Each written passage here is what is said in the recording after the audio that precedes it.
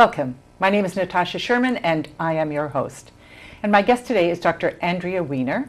She is an author and parent coach.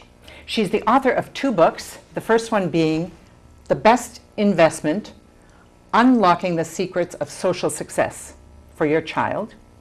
And the second one is More Than Saying I Love You, 4 powerful steps that help children love themselves. So welcome. Thank you, Natasha. I'm going to talk a little bit about the books in a moment because as I read through them, it provoked a lot of questions and ideas. But I want to ask you a little bit about what a parent coach does. Okay. A parent coach is a little bit different than what we would call a therapist. I've done both. And in fact, I started out my career as a child and family therapist. And as a child and family therapist, what I primarily would do, if not, of course, talking about the immediate issues, but we spent a lot more time about the past, more about things that happened in the past that would directly affect, of course, their present. As a parent coach, what I do is a little bit differently. I don't focus so much on the past. I'm much more interested in what are the issues today, how do we help you today? And we may get into some things that bring up, of course, maybe other issues that came from the past, but I'm very practical oriented. I like that approach. I find that it's a here and now. Parents like it because we're talking about some immediate things. And my approach as a parent coach is really, I come from the perspective of, let me help you be a better parent than you already are. Right. And because there's no such thing as perfect parents anyway. So. Right. It's like life coaching. Yeah. So you're not focusing on the past. You kind of look to it for information sometimes. So if you were going to describe the key theme of your 2 books and your key theme for raising children, what is that? Well, one of the things that, again, I went into when I wrote these books is basically based on a lot of my own life experiences. And as a parent, I was thinking, what would I would have wanted when I started off many years ago as a parent? And one of the things that I found, and parents, especially new parents, are always looking for new books and new things, new parent. There's so many different parenting books out there. My books are a little bit different because they're talking about topics that they touch upon in some of those, a little bit about, in parenting books, but not so much in the detail. Like what? Well, for example, what I feel that parents should be very much aware of, and also to help their children with, is the social and emotional well-being of their what's going on in their lives, and that talks about how do we teach children how to express their feelings? How do we teach them? Okay, so now I'm going to stop you. Okay. How do we teach children how to express their feelings? So what are some of the things you actually do? Okay. Well, before they even learn how to express their feelings, one of the most important things we do is to teach them what are the feelings, what are the emotions. And we're very, it's very easy for us to say to children, the fact children hear, I'm happy, I'm sad, but they don't always quite in their mind connect that. And so we need to help them understand, what does a happy face look like? What does a sad face look like? What does it feel like in your body? And then they begin to connect it. Because again, Natasha, as you know, we're born emotional beings. And so now we need to teach children, how do we actually now know what they are? So it's identifying, distinguishing what they are, what they feel like.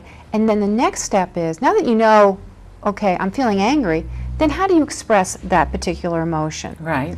And so, what I talk about in my books is, how do you express, let's say, when you're angry? And here's some of the ways that you can do that. I feel angry when like we call it the I message, but I feel angry when you say things to me that hurt my feelings. And it's another way of saying something, but not being on the, you're not on the defensive part, which is a lot of kids when they get angry, you did this to me, and, I don't like you, and you get into a whole World War III about it. So because I think we've taught them that, because we haven't been trained. I think for me, and I want to get back to some more really explicit question-answer things so that people watching can learn from you. I think for me, you say in your book, in other words, the baby gives birth to a parent, especially the first child. You've never been a parent before, and it's not just the baby that's being born, but it's you as a parent. And some people go into it with research, and the reality, even with the research, the reality is a huge shock. And so there are those, looking for strategies, but really, in the end, for me,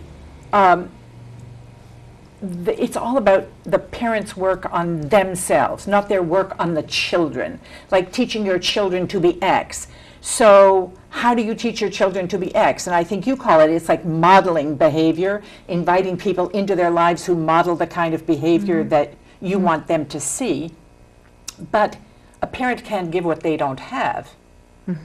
So I think for me, how do you teach parents to cross the line between, gosh, I don't know how to do that.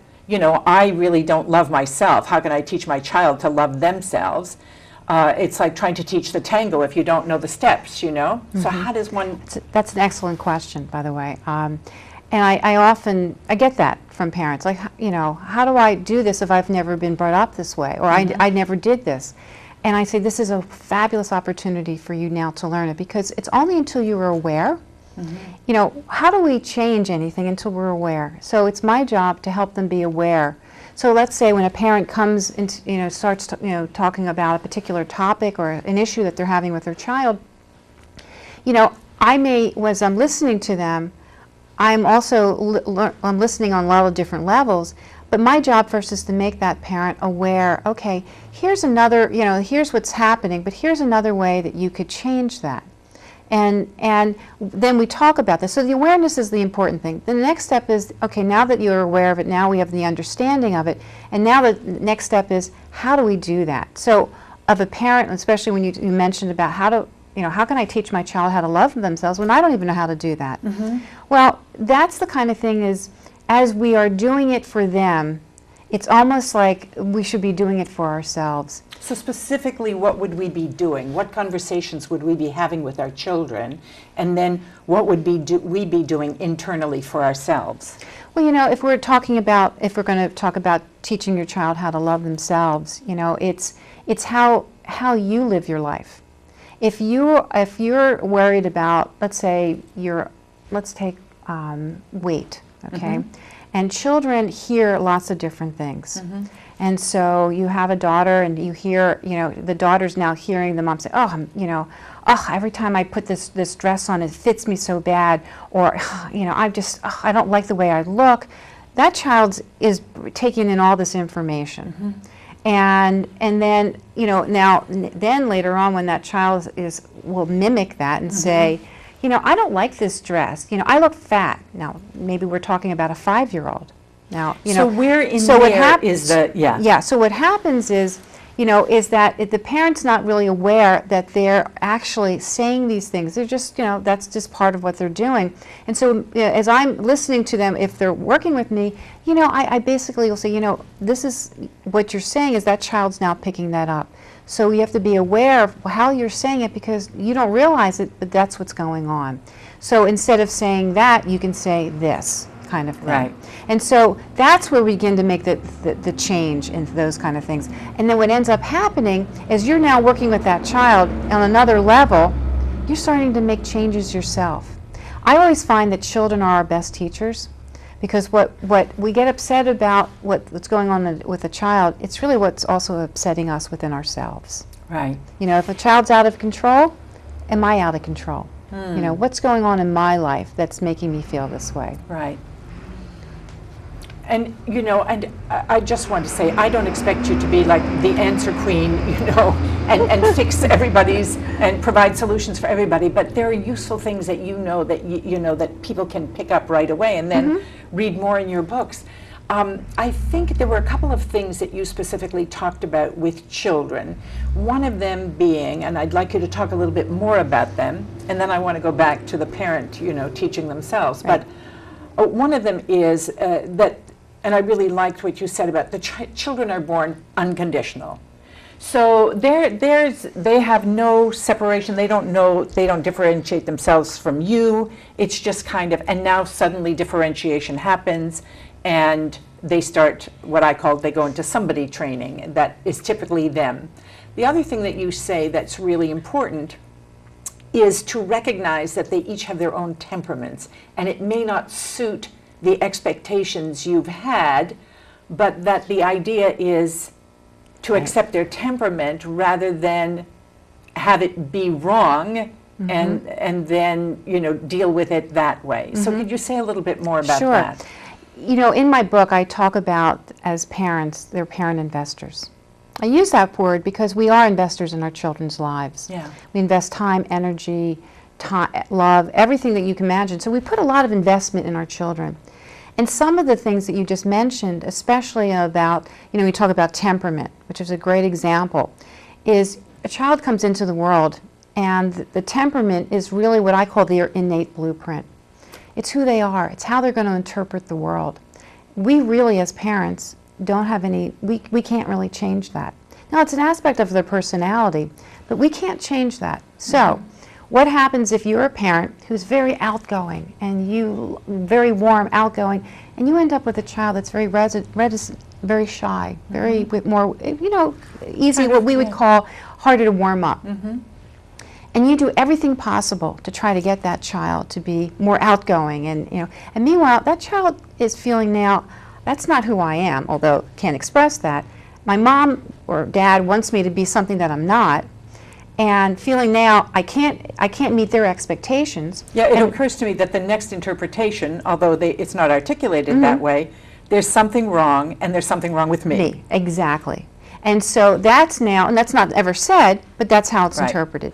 And then now the parent is feeling really frustrated because they think they've done something wrong. So what I say to parents is the most important thing is you have to honor your child. You have to recognize who they are. Understand what their temperament is. Every child comes in with a different way they look at it. Some children come into the world as happier, more easygoing, more flexible. Some children come into the world what I call very energetic, lots of energy, but much more what we call more high-strung. Other children come into the world, as I mentioned before, more reticent, more easy, harder to warm up. There are different types of and different elements of different temperaments. It's our job as parents to recognize it, honor that, and then value that child for who they are. Because we're not going to, if we don't do that, we're going to get into the situation as the parent's trying to change the child. The child's now interpreting, I'm not good enough. And both of them feel like they've failed. Exactly. Yeah. So I say, honor your child, respect who they are, and then work from that point of view. Yeah. I think it's like one of the most profound things you can do, really. I personally, through all the trainings and work that I've done, I keep saying that inevitably, if you scratch the surface, everybody's got, I'm not a good enough in some way. Yes. And it didn't necessarily come from the parents, from the world, from experiences, whatever. But if you at home can provide honoring that because as parents, we look at our children very often as a reflection of us, and therefore, if they're not measuring up, then we think we're not measuring up. And it's really, I think, so key to, as you said, honor your child's temperament and work with who they are. Because they are the ones you have to please ultimately. The other thing too, Natasha, and I say that in more than saying I love you, because there's I call it the gift card, and it really is that as a parent, one of the best things that we can do, the best training that we can do, is work on our own stuff. Because if we have certain expectations that we wanted for ourselves and we didn't make those expectations, we may look at our child as being the extenuation of that. So maybe we weren't the actress. We really always wanted to be that actress, but we didn't, or we couldn't, or whatever happened. But darn, we're going to make that child, our child, that actress or that actor. Right. And even though they may not want to be that way, it's what we're projecting onto them. We see it on television in all these horrible reality shows. Well, that's a good point.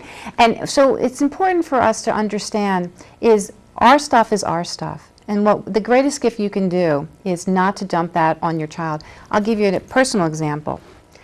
I would say I am a reformed perfectionist. Now, I say reformed because I don't think we quite ever get over that, but I have much more perfectionistic tendencies.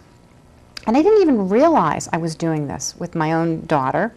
You know, she would go out and she put a pretty little, you know, she put a dress on, and then one day she was playing in the dirt, and I came out and I went, I did one of those, oh my God, that little dress is going to get all dirty, and I, Yes. you know, and like there goes the perfection stuff. And I didn't realize it until one day she was on the playground, and one of the kids, I guess, asked her to play. And she said, no, I don't want to. And I said, why not? And she said, I don't want to get my dress all dirty. You know, and I went, well, that's okay. No, I don't want to get it all dirty. I went, oh my, what have I done? And so what I realized is I was actually, without realizing it, again, we talked about that awareness, I wasn't realizing that I was projecting my own perfectionistic tendencies onto her. And so my job was, you know what, I've got to do my homework.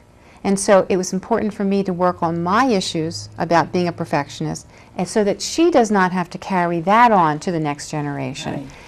I think there are a couple of things. But the first thing is the awareness. And I think what happens very often is, you know, you have to develop judgment-free awareness. So because if you notice that she's developing those perfectionist tendencies, and then you make yourself wrong, you will immediately go into defensive mode, and then you're not so willing to look at what's going on and what.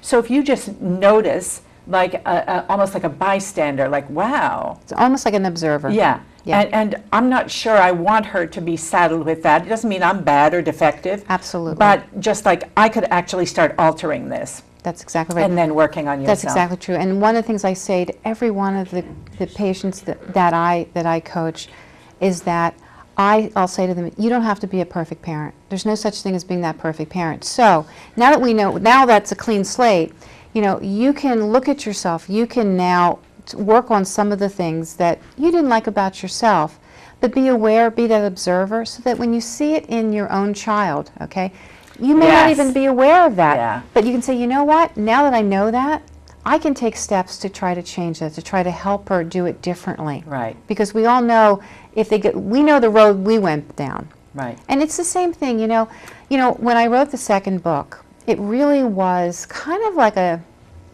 gift back to my daughter, you know, because when people ask, how did you teach your daughter this? In fact, you know, how did I teach my daughter how to love herself when I didn't even know how to do that? But that was my commitment early on after she was born. To me, that was the greatest gift I can give her. So I wanted to do something for her. Now that I had that commitment, that awareness, then it was my job to try to figure out, how do I do that? And it's amazing how once you make that commitment, you start working towards that. You start being aware of it, and you start making those kind of changes. And that's what I did in that regard. So I want to talk about a couple of the little exercises that you teach children to do.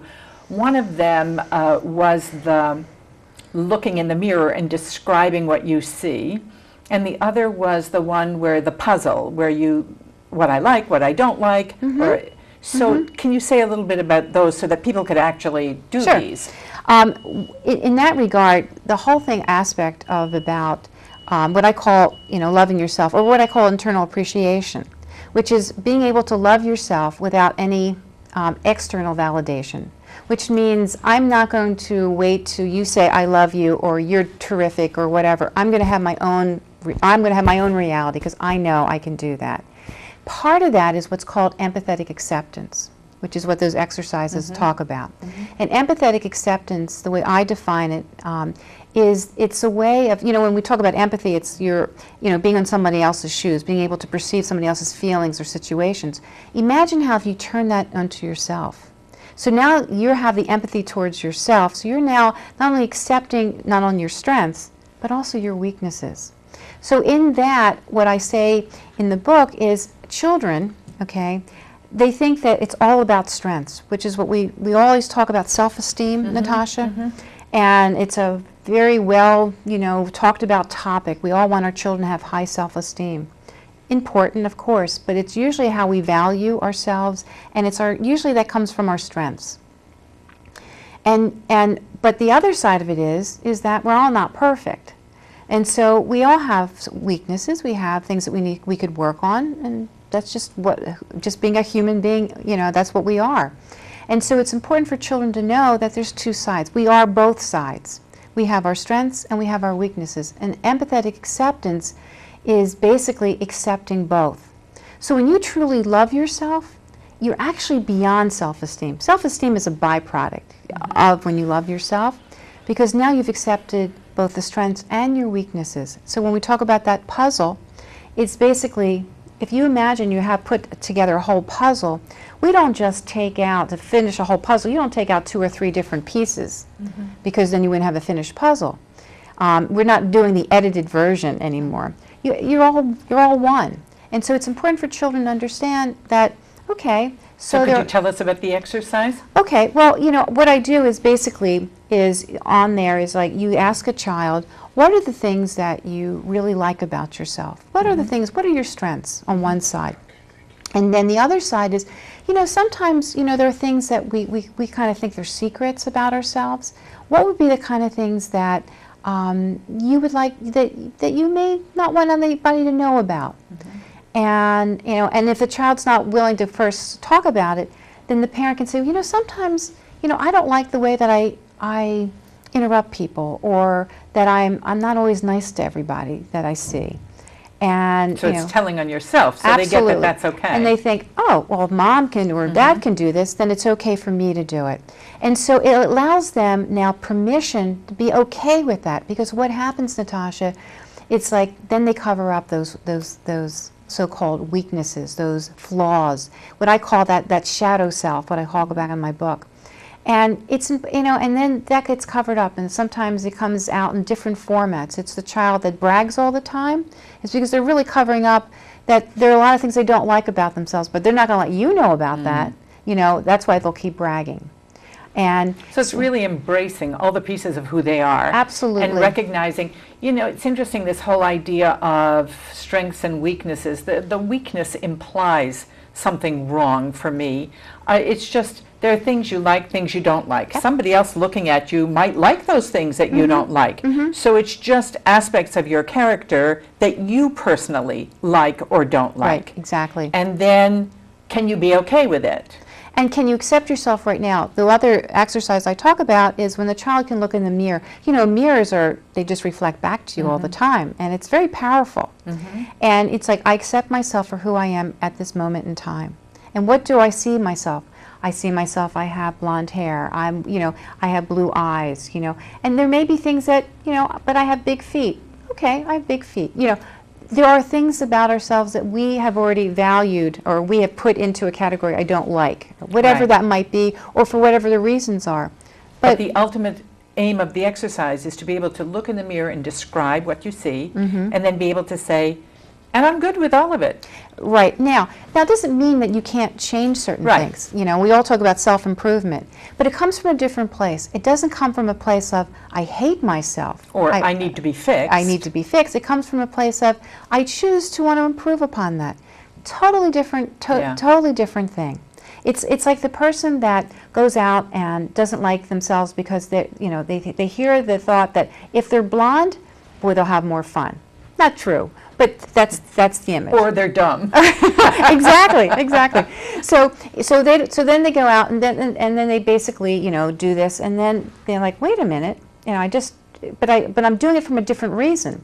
I didn't do it like, gee, I'd like to experiment. What would it be like to be like, or what would it be like to be brunette? Well, that might be interesting. It's not because I'm going to be any better, I'm going to be any worse. I just want to see what that felt like. Very different place from really coming like from. A form of expansion.